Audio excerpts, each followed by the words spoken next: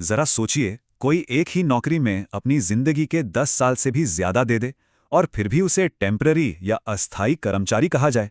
ये कहानी है पंजाब के कुछ चौकीदारों की, जिन्होंने इसी नाइंसाफी के खिलाफ आवाज उठाने और अपने हक के लिए लड़ने का फैसला किया। तो चलिए इस मामले की जड़ तक चलते हैं। ये चार्ट देखिए, कहानी असल में यहीं से शुरू होती है। सरकार जो है वो हर चौकीदार के लिए ठेकेदार को महीने के 14,000 रुपए दे रही थी, लेकिन चौकीदारों की जेब में सिर्फ 850 रुपए पहुंच रहे थे। ये सिर्फ पैसों का फर्क नहीं था, बल्कि एक बहुत बड़े अन्याय की ये पहली झलक थी। अब मिलते हैं इस कहानी के असली किरदारों से। ये सिर्फ चार्ट के नंबर नहीं हैं, ये वो लोग हैं जिन्होंने अपनी जिंदगी के कई साल इस नौकरी को दिए, वो भी बिना किसी जॉब सिक्योरिटी या परमानेंट कर्मचारियों वाली सैलरी के। ये उनके लंबे और मुश्किल संघर्ष की कहानी है। जरा इस टाइमलाइन पर नजर डालिए। कुछ कर्मचारी तो 2008 से काम कर रहे थे।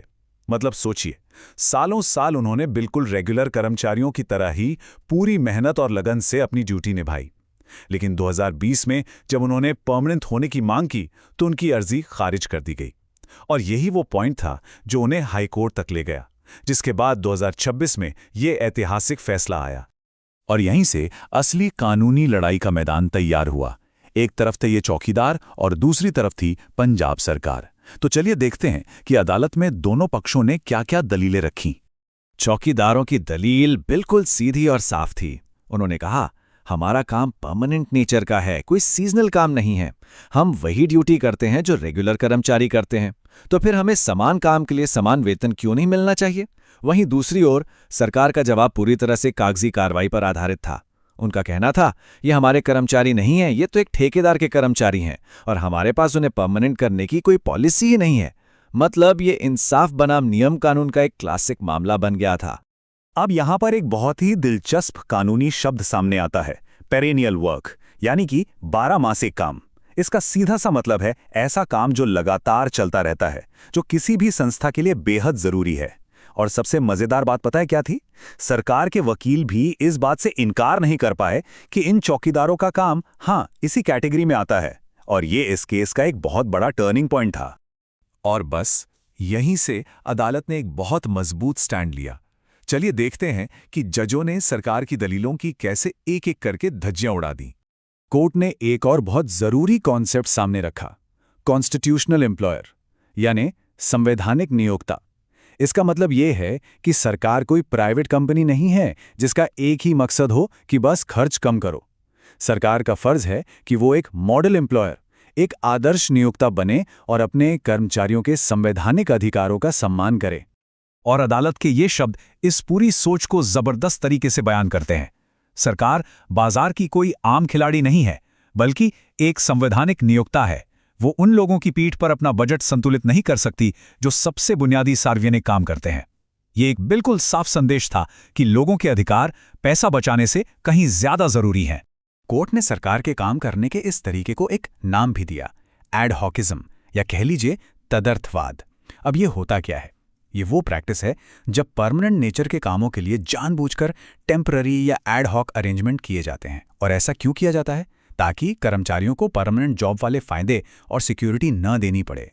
अदालत ने इस मामले में कोई लाग लपेट नहीं की। उन्होंने साफ साफ कहा, एडहॉकिज्म की इस संस्कृति और लंबे समय से काम कर रहे अस्थायी कर्मचारियों के शोषण की कड़ी निंदा की जानी चाहिए। ये सिर्फ एक टिप्पणी नहीं थी, बल्कि पूरे सिस्टम पर एक करारा तमाचा था। और फिर आई सबसे अहम बात। कोर्ट ने फैसला सुनाया कि कर्मचारियों को उनके हक से दूर रखने के लिए आउटसोर्सिंग का ढाल की तरह इस्तेमाल करना, यह सिर्फ एक खराब पॉलिसी नहीं है, बल्कि ये एक अनफेयर लेबर प्रैक्टिस यानी अनुचित श्रम व्यवहार है। इस एक लाइन ने सरकार की कार्रवाई को सीधे सीधे लेबर लॉ का उल्लंघन बना दिया। इन सब के बाद उन कर्मचारियों को मिली एक ऐतिहासिक जीत। तो चलिए देखते हैं कि आखिरी फैसला क्या था और उसका असल में मतलब क्या है। अदालत के आदेश बिल्कुल क्रिस्टल क्लियर थे। नंबर 1, 2020 का वो आदेश जिससे उन्हें परमानेंट करने से मना किया गया था, उसे रद्द किया गया। नंबर 2, सरकार को निर्देश दिया गया कि इन सभी याचिकाकर्ताओं को परमानेंट किया जाए। नंबर 3, इसके लिए 6 हफ्ते की एक सख्त डेडलाइन दी गई और कहा गया कि अगर सरकार ऐसा नहीं करती तो ये कर्मचारी अपने आप परमानेंट मान लिए जाएंगे। और आखिर में ये भी कहा गया कि नौकरी में बिताए गए उनके पिछले सभी सालों को उनके फायदों के लिए गिना जाएगा, मतलब हर लिहाज से एक जबरदस्त जीत। कोर्ट ने इस बात पर खास जोर दिया कि इन कर्मचारियों का 1 दशक से भी ज्यादा समय से शोषण किया जा रहा था।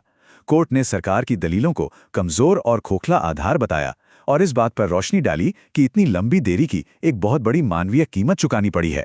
तो अब सवाल ये उठता है कि ये एक केस इतना जरूरी क्यों है? क्योंकि ये एक मिसाल कायम करता है। ये आउटसोर्स किए गए कर्मचारियों के शोषण के खिलाफ एक बहुत सख्त संदेश देता है। ये सरकार को एक आदर्श नियोक्ता होने की उसकी जिम्मेदारी याद दिलाता है और ये साफ तौर पर कहता है कि पैसे की तंगी का बहाना बनाकर नाइंसाफी नहीं की जा सकती। और सबसे बढ़कर ये हर कर्मचारी के समानता और सम्मान से जीने के मौलिक अधिकार को मजबूती देता है। और ये पूरा मामला हमें एक बहुत ही जरूरी सवाल के साथ छोड़ जाता है। जब किसी जरूरी काम पर अस्थायी का ठप्पा लगा दिया जाता है तो उसकी असली कीमत कौन चुकाता है?